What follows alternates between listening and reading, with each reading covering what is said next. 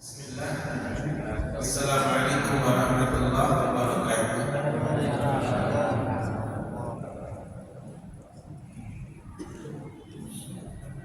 Innal hamdalillah, sesungguhnya segala pujian milik Allah Ta'ala semata. Nahmaduhu wa nasta'inuhu wa nastaghfiruhu wa nastahdihi wa natubu ilaihi. Sebagai hambanya kita menyanjungnya, kita meminta pertolongan kepadanya, kita mohon ampunan juga kepadanya, kita mohon petunjuk kepadanya, serta kepadanya kita bertaubat. Wa na'udzu billahi min syururi anfusina wa sayyiati a'malina. Kita berlindung kepada Allah dari diri yang buruk dan dari segala amal yang buruk pula. May yahdihillahu fala mudilla lahu wa may yudlil fala hadiya lahu. Barang siapa yang Allah Ta'ala berikan petunjuk, maka tidak ada seorang pun yang dapat menyesatkannya. Dan siapapun yang Allah Ta'ala sesatkan, maka tidak ada seorang pun pula yang dapat menunjukinya. Nasyhadu an la ilaha illallah wahdah la syarika lah. Bersaksi bahwa tidak ada ilah yang diibadahi dengan benar, melainkan Dia Allah Ta'ala semata, Dia yang esa dan tidak ada sekutu untuknya dengan sesuatu apapun juga. Wa nasyhadu anna Muhammadan abduhu wa rasuluhu sallallahu alaihi wasallam wa ala alihi wa ashabihi ajma'in wa man tabi'ahum bi ihsanin ila yaumiddin. Bersaksi pula kita bahwa Nabi Muhammad adalah hamba-Nya Allah dan utusan-Nya Allah. Semoga rahmat dan keselamatan Allah Ta'ala limpahkan kepada beliau, dilimpahkan pula untuk keluarga beliau. Semoga rahmat dan keselamatan Allah Ta'ala limpahkan kepada para sahabat beliau radhiyallahu anhum ajma'in, dan semoga rahmat serta keselamatan Allah Ta'ala limpahkan kepada siapapun yang mengikuti mereka dengan baik hingga kiamat kelak. Ya ayyuhalladzina amanu taqullaha ittaqullaha haqqa tuqatih wa la tamutunna illa wa antum muslimun. Yang artinya, wahai sekalian mukmin, bertakwalah kepada Allah dengan sebenar-benar ketakwaan, janganlah kalian meninggal kecuali sebagai muslim. Berat nama Allah, Wujufur Rahman, A'azzani Allah wa iyyakum jami'an. Semoga Allah memuliakan kepada antum semuanya. Berat nama Allah. Kita bersyukur malam hari ini Allah izinkan kita kembali untuk menjadi pemakmur rumahnya yang istiqomah. Ini mengawali kajian kita dari setelah serangkaian ibadah Ramadan yang kita jalankan. Semoga Allah Ta'ala terima seluruh amal ibadah yang kita kerjakan ketika Ramadan 1445 Hijriah, dan sekarang ini masih masuk tanggal 19 Syawal, ya. Ini masuk tanggal berapa? 19 Syawal. Jadi masih ada 10 hari lagi kalau yang belum melaksanakan saum sunnah Syawal. Hukumnya tidak wajib, memang hukumnya tidak wajib, mustahab atau mandubah atau kata lain sunnah, tidak wajib, tetapi sekalipun tidak wajib menjadi satu ucapan tersendiri dari seorang Rasulullah SAW. Man shoma Ramadhana thumma atba'a bermakna al-haqqa. Atba'a artinya mengikuti, al-haqqa maknanya mengiringi.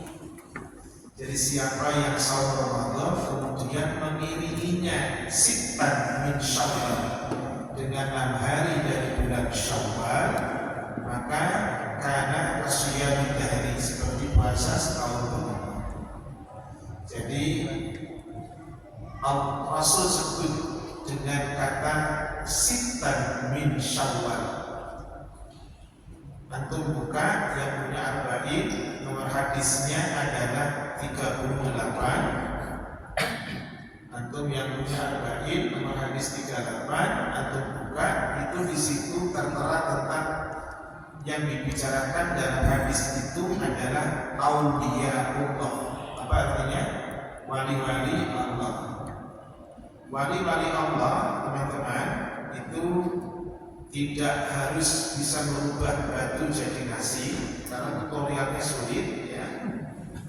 Tidak harus bisa badan jasadnya ada di Jaburi Kosambi 1 atau 2, rohnya lagi tawaf di Mekah, tutorialnya sulit dikerjakan, ya.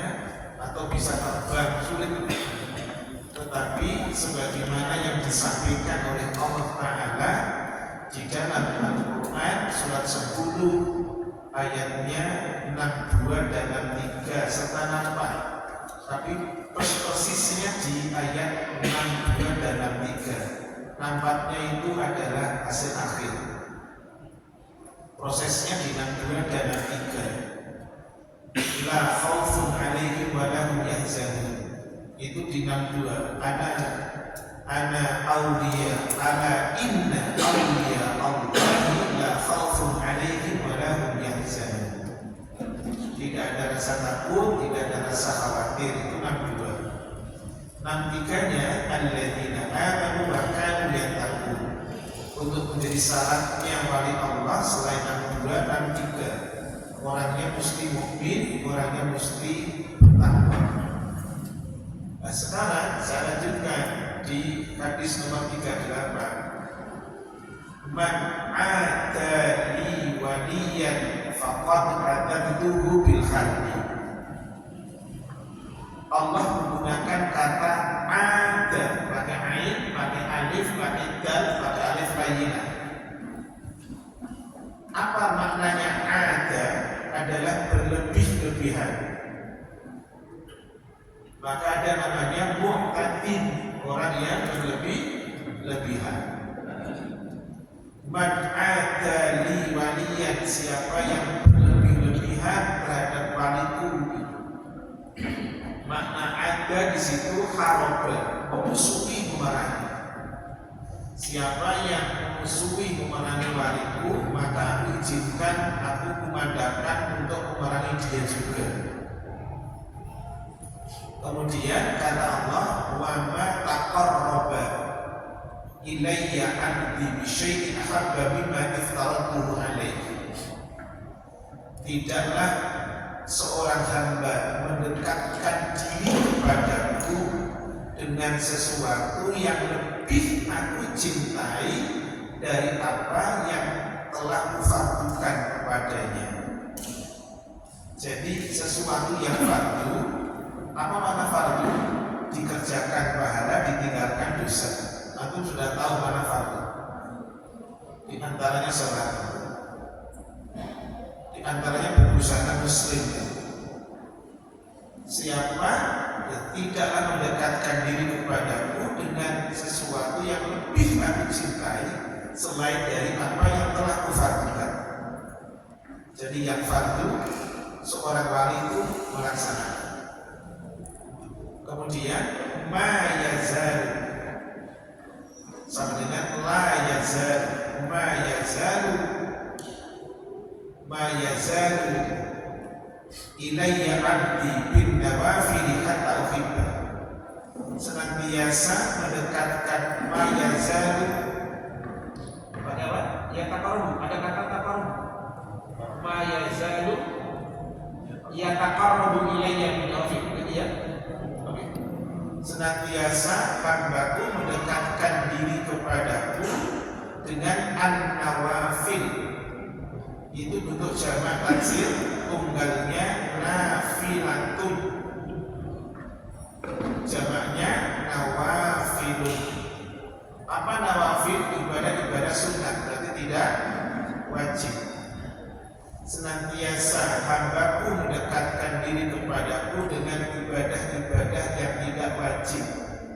Berarti sunnah itu an-nawafil itu hingga aku mencintainya. Contoh ibadah sunat yang tadi saya ceritakan 6 hari di bulan Syawal, Senin dan Khamis, Ayyamul Bid, hari-hari putih 13, 14, 15 Hijriah. Dan masih banyak lagi kalau bicara sholat. Hingga aku mencintainya, kata Allah. Berarti seorang wali tidak hanya yang wajib, tapi yang sunat pun diusahakan untuk dia lakukan biar mendapatkan cintanya Allah. Walaupun dengan wajib Allah sudah cinta. Kemudian kata Allah, faida ahbabtuhu, ketika ingat antum sudah pernah saya sampaikan, kata ida itu maknanya istimrar, kejadian peristiwanya apa? Terus menerus ya. Ketika aku mencintai dia, kata Allah, kuntu sam'ahu alladhi yasma'u bihi, aku menjadi kedua telinganya yang dia pakai untuk mendengar. Wa basarahu alladhi yubsiru bihi, aku menjadi kedua matanya yang ia pakai sehari-hari matanya untuk melihat. Wa yadahu alladhi yabtishu biha, aku menjadi kedua tangannya yang ia pakai kedua tangan untuk dia menjamah, menggapai, meraih. Warijlahu allati yamshi biha, aku menjadi kedua kakinya, kata Allah, ketika hamba mukmin tadi, mutakin tadi, wali tadi berjalan dengan kedua kakinya. Ada 3 anggota badan yang terpelihara oleh Allah.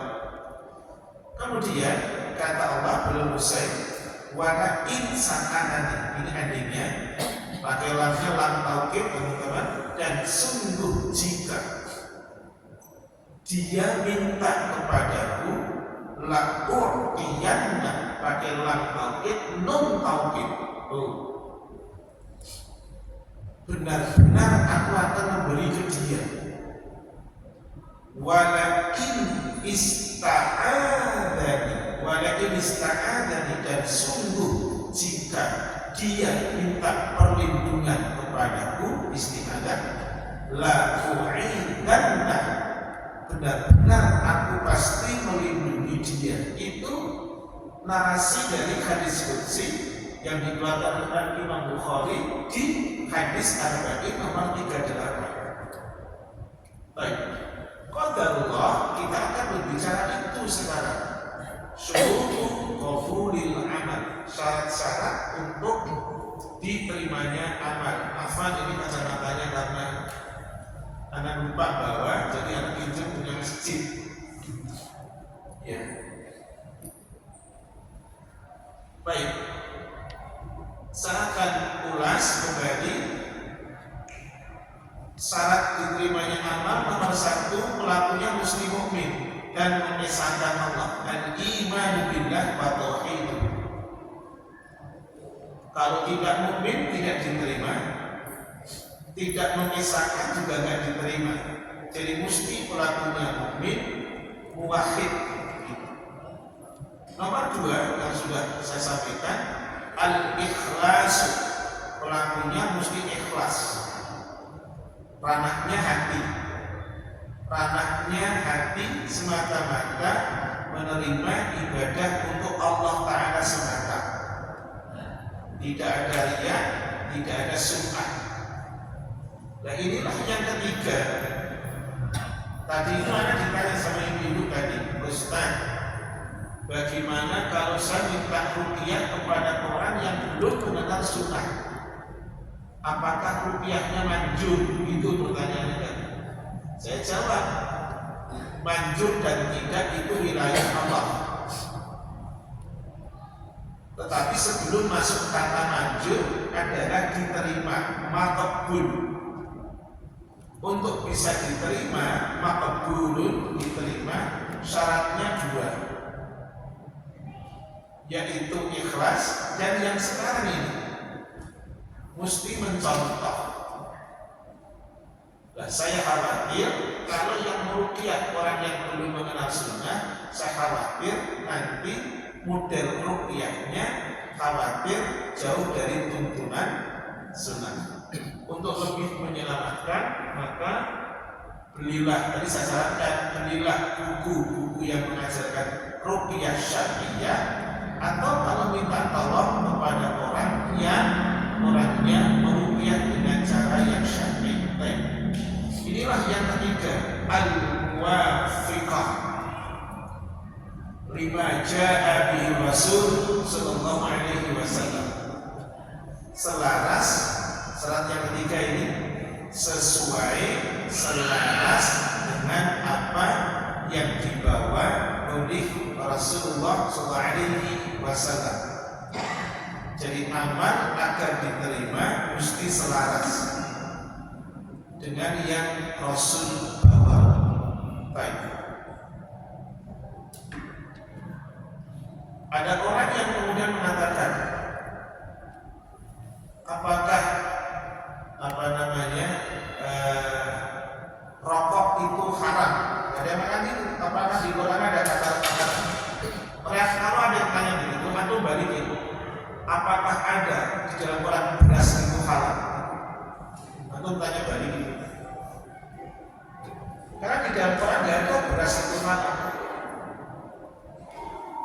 Yang ada adalah makanlah yang halal dan baik. Yang diharamkan adalah yang khaba'ith, yang buruk. Kalau memang rokok itu halal, tanyalah kepada sekeluarga yang bawanya rokok. Boleh nggak berjumur rokok gitu? Boleh nggak anakmu SD rokok begitu? Kalau rokok itu halal. Karena anak pernah ditanya begitu, anak balik jawab begini, kalau rokok itu di Quran Ustaz katanya haram. Minta tolong dalilnya Ustaz. Kalau rokok haram, saya tanya balik. Antum cari, nanya ke guru sampean, ada nggak di dalam Quran kata beras itu halal? Itu ya ketemu. Saya pulang juga nggak ketemu ya. Nah sekarang amal ibadah supaya diterima adalah ternyata syaratnya yang ketiga mesti selaras. Selaras itu bahasa sekarang matching, ya benar ya. Nah matching kalau nggak salah. Sesuai. Antum minta tolong yang biasa baca kayaknya nggak ada hari ini. Ya, goib beliaunya. Antum baca aja langsung, nggak usah pakai mic.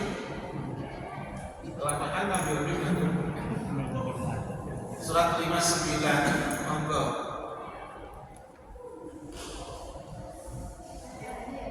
Sudah? Ayatnya 7.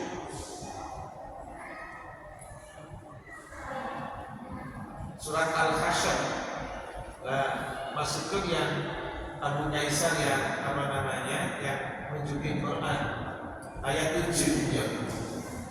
Tentang harta faqih. Ini ada logonya keras. Harta rampasan faqih yang diberikan Allah kepada Rasulnya yang berasal dari penduduk beberapa negeri adalah untuk Allah, Rasul, kerabat Rasul, anak-anak yatim, orang-orang miskin, dan untuk orang-orang yang dalam perjalanan, agar harta itu jangan hanya berbeda di antara orang-orang kaya saja. Sekarang poinnya di sini, poinnya di sini. Lanjut toh. Apa yang diberikan Rasul kepadamu maka terimalah, dan apa yang dilarangnya bagimu maka tinggalkan. Stop dulu, inilah cukup. Apa yang diberikan wama atakumur rasulu fakhudhu wama nahakum anhu fantahu. Apa yang Rasul berikan, Rasul di situ bentuknya adalah ma'rifat. Walaupun tidak ada kata Muhammad, otomatis mutarjim akan mengatakan apa yang Rasul Muhammad berikan kepada kamu. Walaupun tidak ada kata Muhammad, karena bentuk bendanya adalah apa? Makrifat. Bendanya sudah jelas. Wa ma atakumur rasulu, kata ar-rasul ada alif lamnya. Dan apa yang dilarangnya maka tinggalkan. Ini kaidah yang pertama, ayat yang pertama terkait dengan ini. Coba dibaca lanjut sekarang. Ayat ini bicara standarisasi, itu ya. Suratnya 4, ayatnya 80. Monggo, antum baca. Mas Sugeng, Abu Kaisar, tolong surat 4 ayat 80. Ayatnya pendek kayak tadi.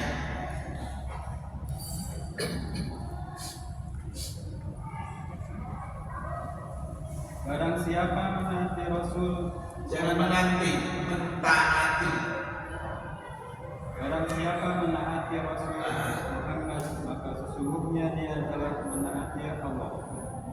Dan barang siapa berpaling dari ketaatan itu, maka ketahuilah kami tidak mengutusmu Muhammad untuk menjadi pemelihara mereka. Iya, mari kita lihat sekarang. Dalam ayat ini, teman-teman, tidak ada kata Muhammad.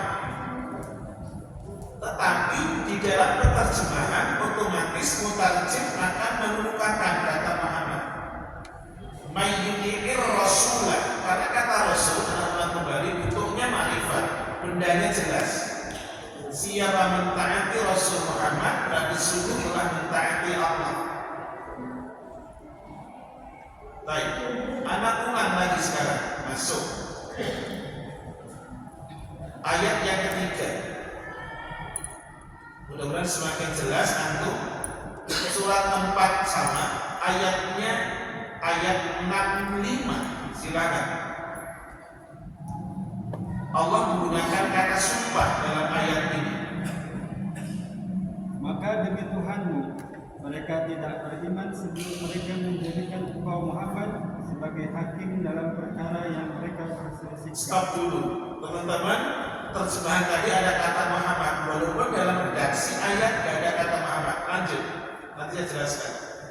Sehingga kemudian tidak ada rasa keberatan dalam hati mereka terhadap putusan yang engkau berikan, dan mereka menerima dengan sepenuhnya. Sutra, anak ulang, tidak ada dalam narasi ayat berbunyi Muhammad, tetapi di situ ada domirnya, kata ganti orang. La yu'minuna hatta yuhaqqimuka fima syajara bainahum. Mereka itu tidak bermukmin Muhammad hingga atau sampai mereka menjadikan engkau Muhammad itu sebagai hakim atas apa yang mereka perselisihkan. Jadi posisikan Rasul sebagai hakim dalam bicara agama, dalam bicara agama, tidak ranahnya dunia. Baik, kemudian ini satu pada teman-teman. Kemudian mukmin dadanya tidak akan sempit, kharajun. Mukmin dadanya tidak akan mengalami kesempitan ketika sang Rasul sudah memutuskan. Kata sudah karena bentuknya di dalam ayat bentuknya kata kerja lampau, paskan, kogoita. Jadi apapun Muhammad yang sudah kamu putuskan, jangan berat menerima, terima. Dan yang terakhir, mukmin itu yusallimu taslima, menerima dengan sepenuh hati. Apakah hanya maaf, hanya mengandalkan Allah saja? Tidak. Kita ingat khudu anni, khudu sunnati wa sunnatil khulafair rasyidin al-mahdiyyin, kata Rasul. Ini hadis yang jalurnya dari sahabat Rasul Irbad bin Sariyah radhiyallahu anhu, disampaikan oleh Rasulullah SAW ketika habis salat subuh. Yang salah satu kalimatnya berbunyi, ambillah, peganglah oleh kalian sunnahku dan sunnah khulafaur rasyidin yang mendapatkan petunjuk. Abdu alaiha bin nawajid, gigit itu sunnahku dengan gigi geram kalian. Kita lihat sekarang Quran surat 9 ayatnya 100. Monggo, Mas Sugeng, Abu Kaisar.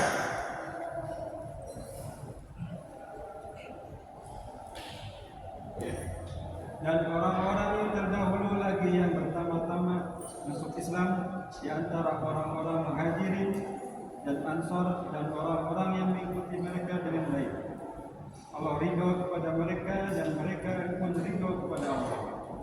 Allah menyediakan bagi mereka surga-surga yang mengalir di bawahnya sungai-sungai. Mereka kekal di dalamnya selama-lamanya. Itulah kemenangan yang agung. Anak ulang, tadi pertama anak bisa surat 59 ayat 7, kemudian surat 4 ayat 80, kemudian surat 4 ayat 65, kemudian ini yang keempat ya? Betul, yang keempat Pak.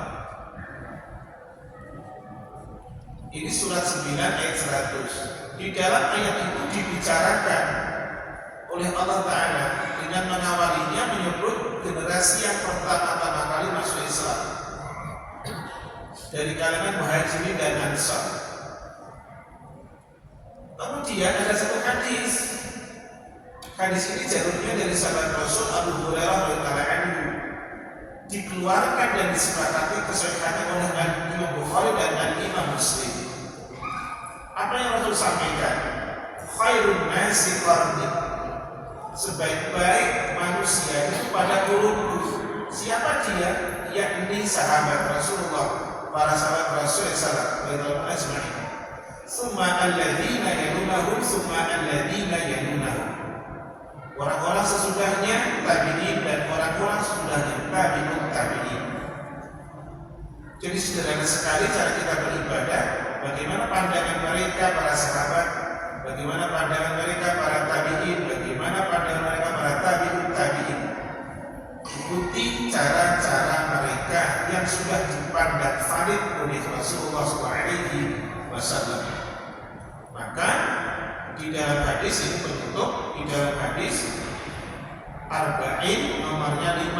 Antum buka Mas Suga Baisa Arba'in nomornya 5. Itu ada dua hadis. Hadis pertama disepakati sahihnya oleh Imam Bukhari dan Muslim. Yang kedua hadisnya oleh Imam Muslim sendiri.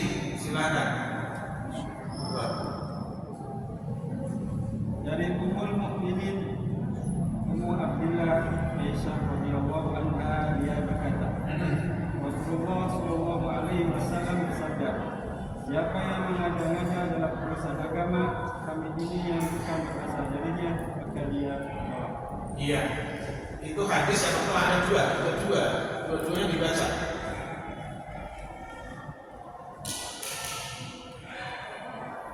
Silakan. Dan bagian dalam riwayat Imam Muslim, Di dalam riwayat Muslim Iya. disebutkan, siapa yang melakukan suatu perbuatan ibadah yang bukan urusan agama kami, maka dia tertolak. teman-teman semuanya, ikhwan fillah, perhatikan redaksi tadi.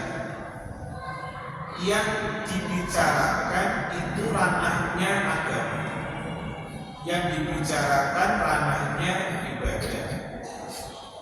Hadis yang pertama, man ahdasa fi amrina hadza ma laisa minhu fahuwa raddun.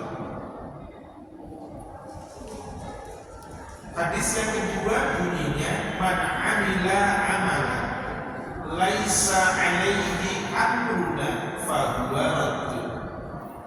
Sekali lagi yang dibicarakan adalah agama, ibadah, bukan urusan dunia.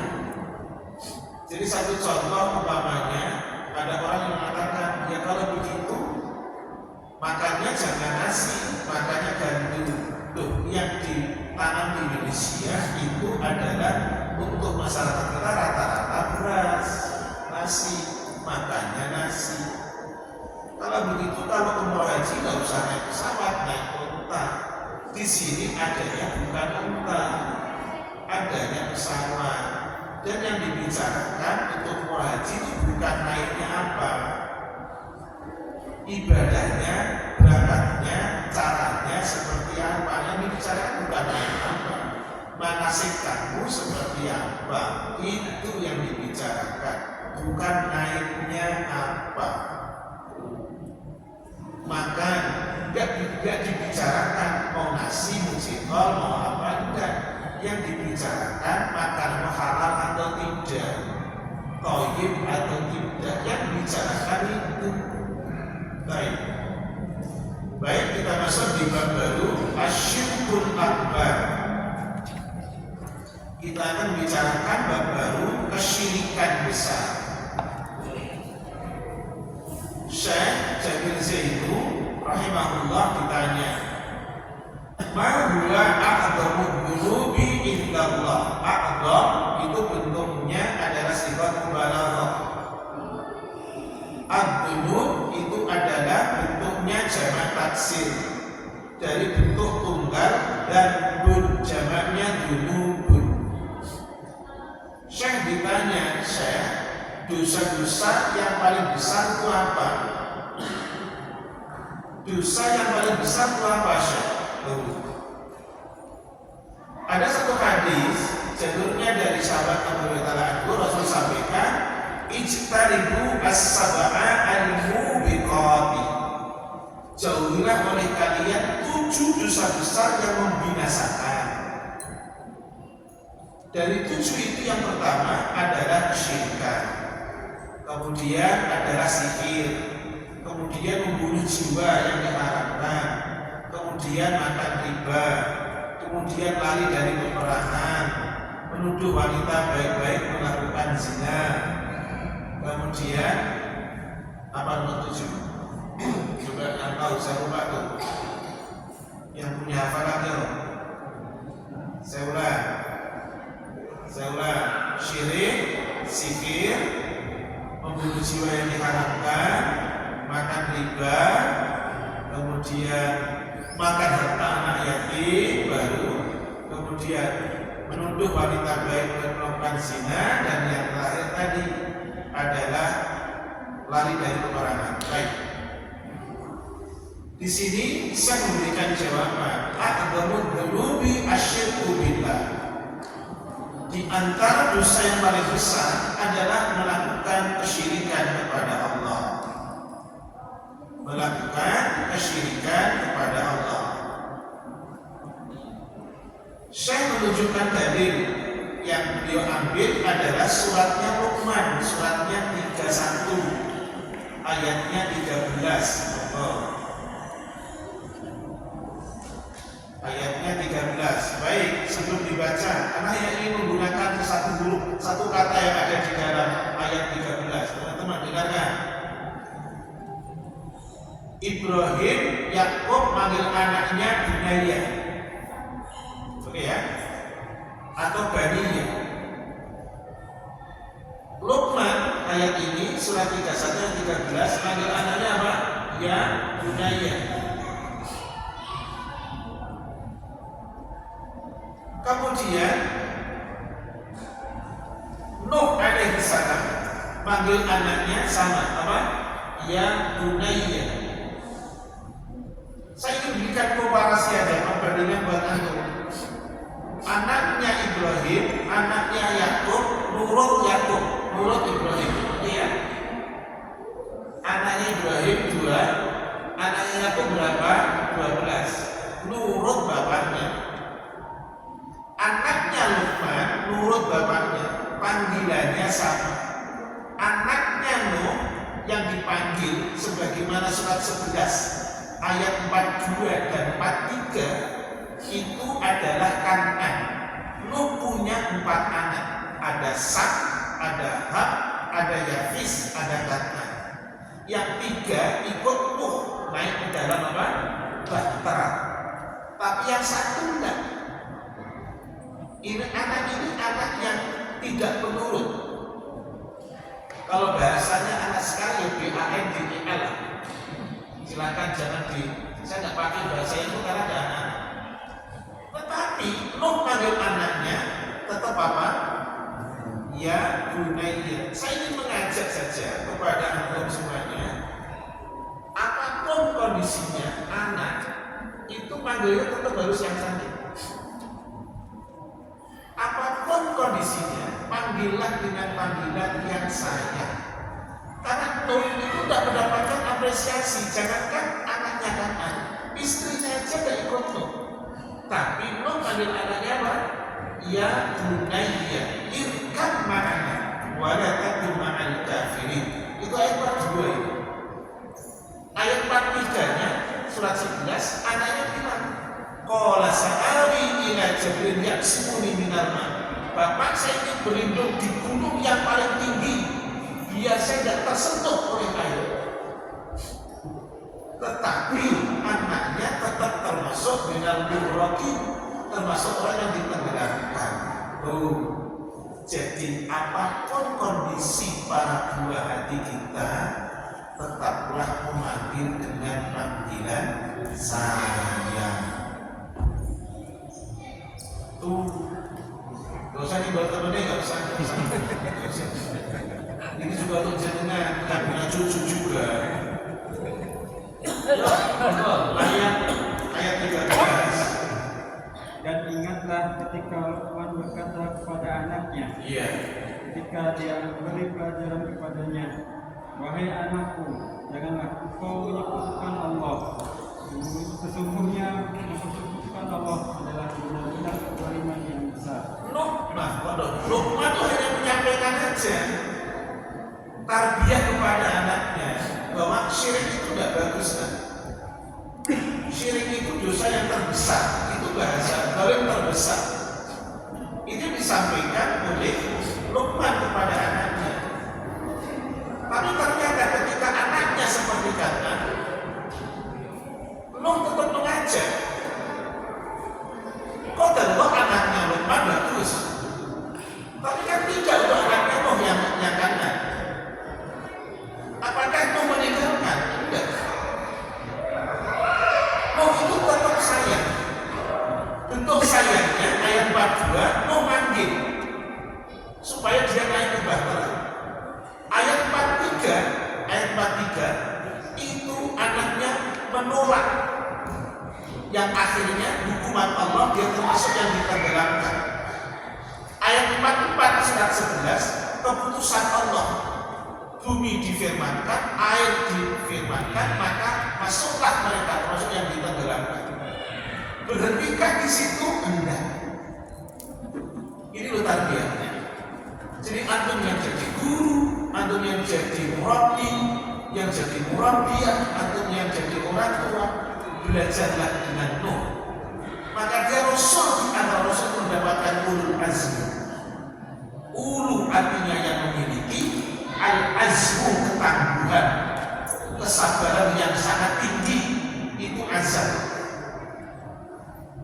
Ada 5 Rasul, ada Nuh alaihissalam, ada Ibrahim alaihissalam, ada Musa alaihissalam, ada Isa alaihissalam, ada Rasulullah SAW. Baik, sudah terlanjur saya bilang Nuh, saya minta langsung pada antum baca surat 11 ayatnya 45 dan 46. Ini sayangnya Nuh alaihissalam kepada siapa? Anaknya. Maka dia bermohon kepada Allah. Dan memohon kepada Tuhannya sambil berkata, ya Tuhanku, sungguhnya anakku adalah termasuk keluargaku, dan janjimu itu pasti benar, kau adalah hakim yang paling adil. Stop dulu ya. Bahasa manapun, kamus manapun akan mengatakan bahwa dia darah daging Nuh. Tidak bisa dipungkiri. Tidak hanya darah daging. Kamus manapun akan mengatakan kan itu keluarganya. Jadi kalau ada sekarang ada seorang ayah, ada seorang ibu yang anaknya ternyata ikut agamanya orang lain, kamus manapun akan mengatakan itu keluarga dia. Walaupun orang belum tentu bisa bersikap seperti itu dengan penuh kesabaran. Tapi apa yang Allah Ta'ala sampaikan kepada Nuh ayat yang ke-46 yang terbaca? Dia Allah berfirman, wahai Nuh, sungguhnya dia bukanlah termasuk keluargamu, karena perbuatannya sungguh tidak baik. Sebab itu janganlah engkau memohon kepadaku sesuatu yang tidak engkau ketahui hakikatnya. Aku menasihatimu agar engkau tidak termasuk orang yang bodoh. Ini sekarang gomnya di sini. Allah mengatakan pada Nuh, dia bukan keluarga. Jadi Kan'an bukan keluarga Nuh. Istrinya Nuh bukan keluarganya Nuh. Sampaikan kepada keluarga, kalau ini jadi keluarga ya, seiman dengan saya. Kamu boleh mencari teman, yang penting agamanya benar. Agamanya benar. Selama masih satu agama keyakinan, itu keluarga. Kalau sudah bukan satu agama dan keyakinan, bukan keluarga. Cukup, terima kasih. Setelah menutupikum fi hadzal makan fi batil istiqamah. Subhanaka Allahumma wa bihamdika asyhadu an la ilaha illa anta astaghfiruka wa atubu ilaik. Assalamualaikum warahmatullahi wabarakatuh.